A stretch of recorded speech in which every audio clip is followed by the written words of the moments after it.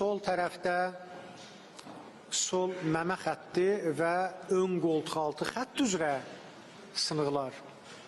Sağda isə paravertebral onurğanın sağ tərəfi boyunca sınıqlar.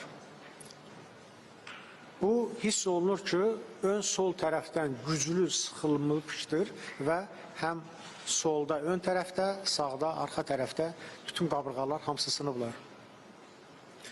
Kobud sınıqlardır, yer dəyişən sınıqlardır. Onlar da ağciyəri zədələyiblər. Hətta qabırğalardan birini biz tapa bilmədik, onu oradan götürüblər. Biz bir-bir qabırğalara baxdıq, qabırğanın biri yox idi.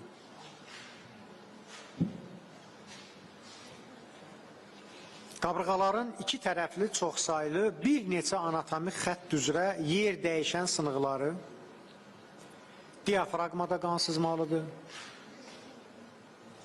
Paranefral sahələrdə, yəni arxa tərəfdə, qarnın arxa divarında böyrəklərə ətrafındakı yumuşaq toxumaya paranefral, hamısı qan idi.